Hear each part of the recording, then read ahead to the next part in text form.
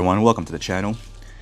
As you can see, there's no French Bulldog sign behind me, and that's because I'm overseas in Europe, and more specifically, I'm here in lovely Mykonos. Now, I wanted to make this video to actually document the first leg of my trip, and the first stop was actually in the UK, more specifically London.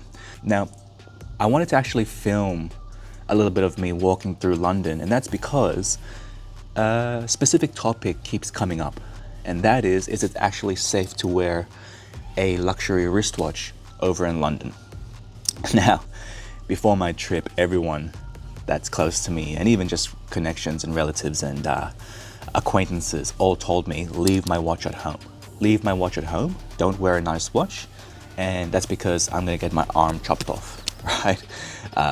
Which, you know, there are merits to that claim. There are examples and times of when people have gone robbed.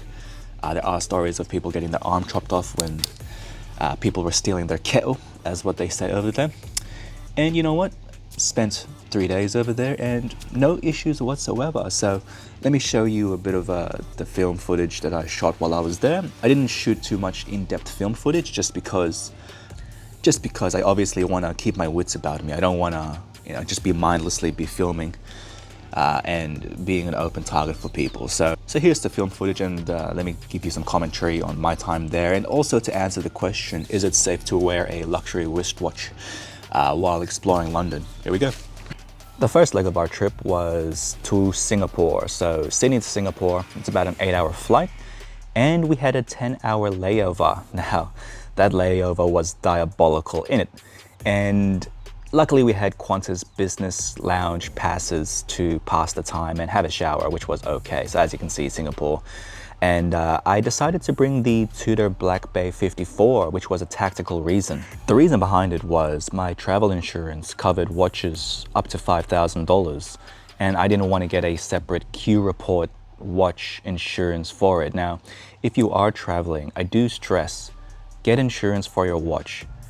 Q Report does worldwide insurance. They're actually pretty cheap in comparison to your normal travel insurance, and they can cover watches up to whatever you want, $10,000, $20,000, $30,000, and the price is relatively fine, right? So get insurance. You're gonna thank yourself later if the worst case scenario happens. Now, the flight to London from Singapore was about 14 hours. That was diabolical, man. So in total, I was traveling for about 30 hours just to get to London.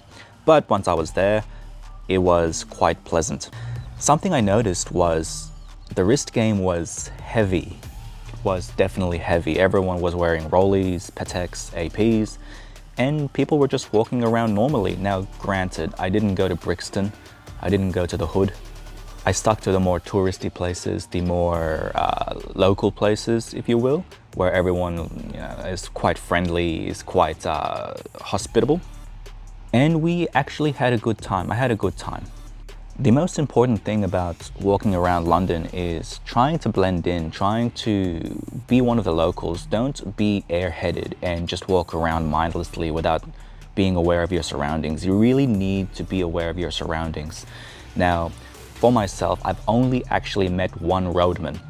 I thought I was gonna encounter more roadmen during my time there, and I only stayed there for about 3 days, but I actually encountered one roadman.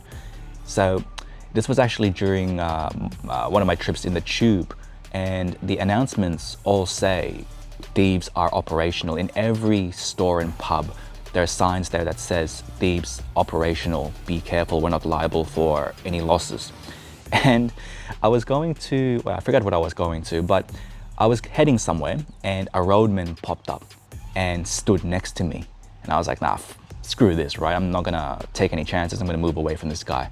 The guy was wearing a busted down Day-Date.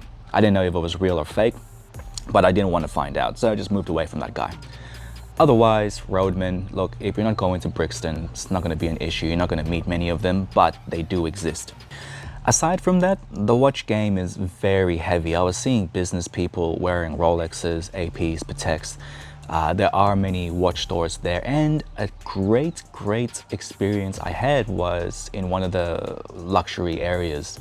They had programs where you can choose your birth year Rolex and customize it and have different options. It was really good. However, the prices in the UK are so much more than in Sydney. It's not worth buying watches here if you're from Australia.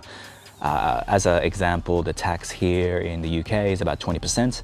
Back home, it's only about 10%. So if you wanted to get a Cartier Tank, here it's going to cost you about 6,600 Aussie, where back home it's only about 5,000, 5,500, something like that. Still expensive, but man, you're gonna get destroyed. And even the VAT, so when you come back home, you have to declare the purchases above 1,000, so you pay the GST component. Now you could pull a sneaky and not declare anything, but if you do get caught, you're gonna get pinged, right? So it's not worth doing. And there are options where you can just ship the box over and wear it on the wrist, but if you're not gonna do that, then yeah, prepare to pay the VAT when you come back home.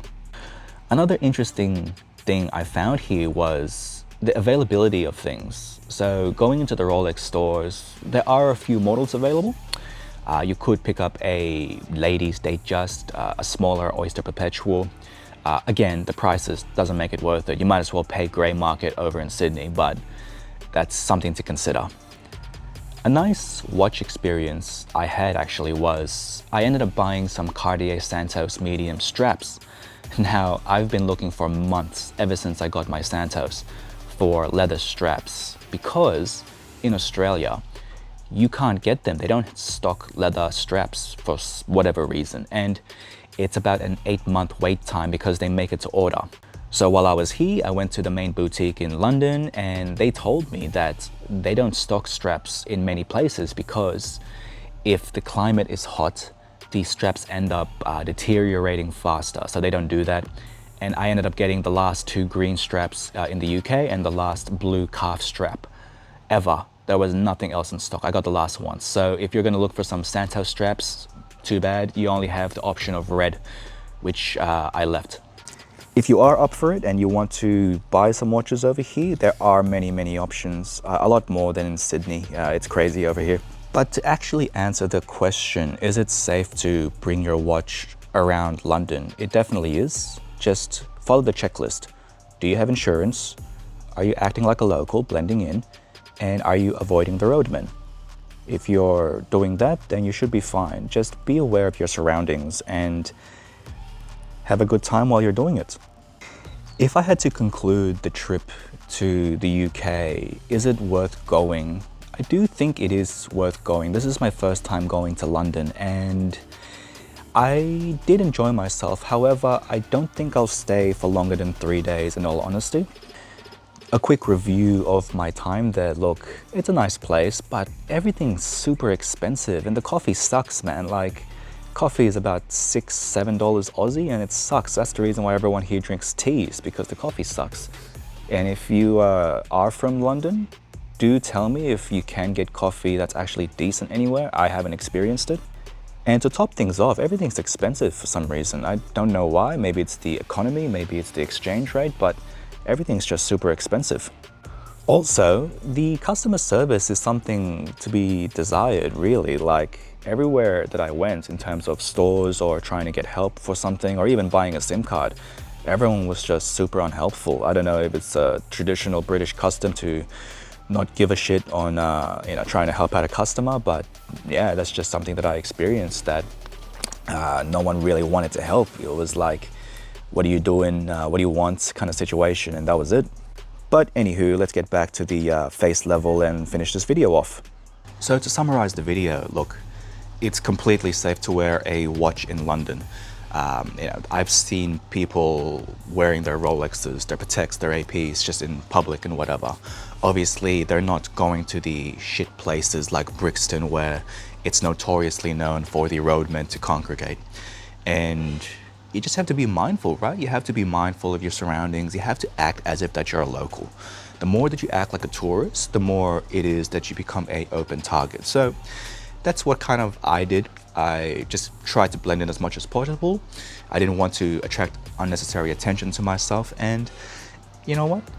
I enjoyed myself. Wearing a luxury wristwatch there is no different to any other big city. It's no different. Like, in Sydney, it's a big city. It's a lot of lads, is what we call the roadmen over there. A lot of eshays, and you know what? It is what it is. You just have to keep your wits about you, and yeah, just act as if that you were a local, really.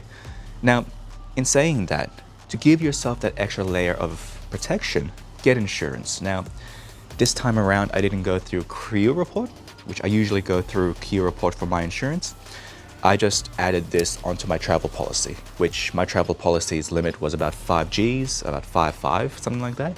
And this watch is only worth about 5 Gs, right? So if I lost it or if a roadman did one of those to me, I wouldn't feel bad about losing this. Now, Kia Report will give you a comprehensive quote, which covers you while you're overseas. So if you are wearing your Rollie, get the fucking insurance. Don't be a cheap cunt. Get the insurance, keep yourself protected, and have fun during your travels. So that was UK, London. I'm in Mykonos now. Let me actually show you around.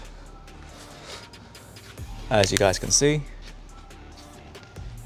I'm staying in the south side of the island, away from the party people. And it's quite beautiful here. So that's the video. Hope you guys enjoyed, and hopefully I can catch you in the next one, showcasing this lovely, beautiful island. It's amazing here. Yeah, if I had to choose between UK and Mykonos, I'd probably come here to Mykonos, not the UK, but UK was nice in its own right. All right, catch you later.